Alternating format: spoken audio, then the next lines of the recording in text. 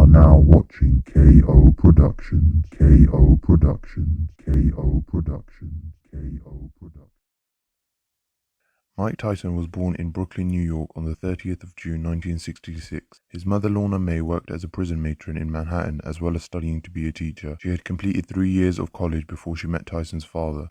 On Tyson's birth certificate it said his father was Purcell Tyson. However, Tyson had never met him before and was told his biological father was actually a man named Jimmy Kirkpatrick. Both of these men did not make any time for their family during Tyson's childhood, and he only saw Jimmy Kirkpatrick once a year. Tyson had a brother and a sister. His brother Rodney was 5 years older than him, and they didn't have much in common. His sister Denise was 2 years older than him, and the two spent a lot of time together growing up. When Tyson was just 7 years old, his world turned upside down. Due to a recession, his mother lost her job and the family was evicted out of their apartment. All the family's furniture and belongings were put outside on the road. While the kids tried to protect their things so that nobody would take them, their mother went to find a new spot for them all to stay. They ended up moving to Brownsville. Tyson could feel the difference. The people were louder and more aggressive than the family was used to. Tyson described it as very horrific, tough, and gruesome. Soon after the move, Tyson and his brother were robbed right in front of their apartment. His mother was unable to get a job and began drinking heavily. The family relied on the local welfare center, but at times even they couldn't help. The family was also evicted in Brownsville several times, moving from one place to another, only staying for a short amount of time. Eventually they ended up in condemned buildings with no heat or water. During the winter, all four of them had to sleep in the same bed in order to keep warm. Sometimes Tyson would tell the welfare workers that he had 9 brothers and sisters, so they'd pack more food, stopping the family from staying hungry.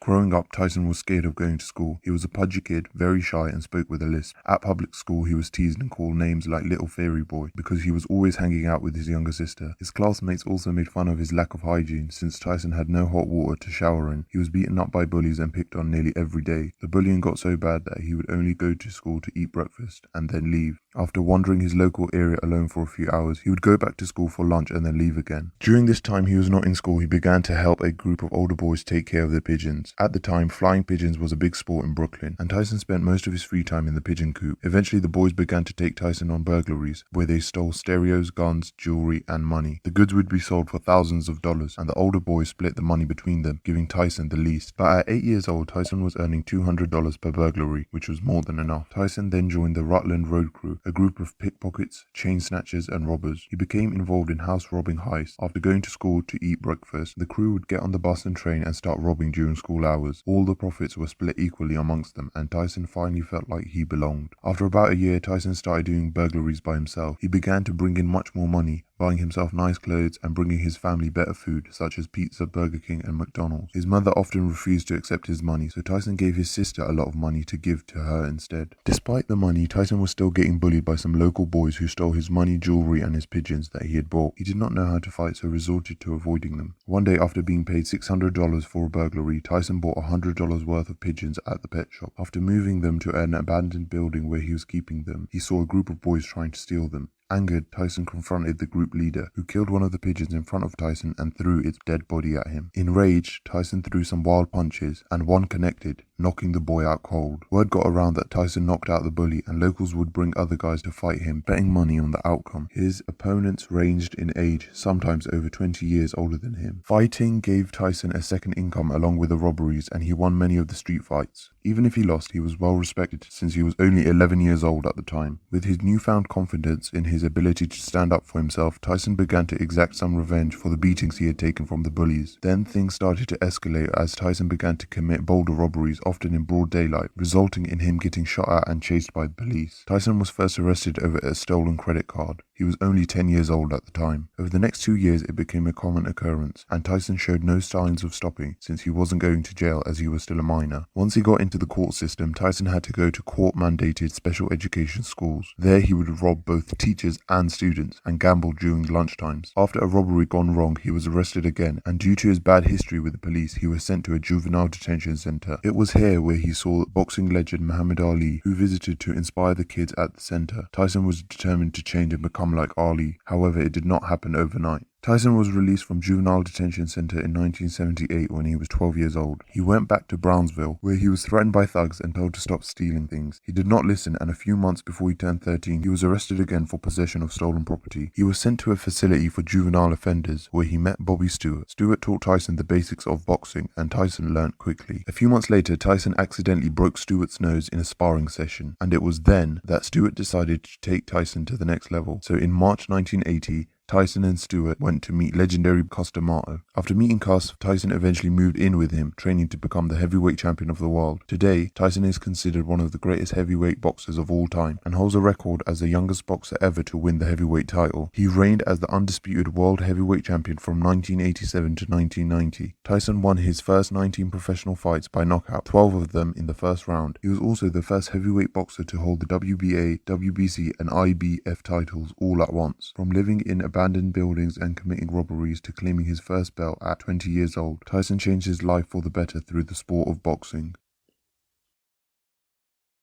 So that's all for this video. Let me know what you think of it in the comments below. Also, make sure you drop a like if you enjoyed the video. Don't forget to subscribe for all the latest boxing and MMA videos, and make sure you have the notifications turned on. I'll see you guys in the next one. Thanks for watching. KO Productions. KO Productions. KO Productions.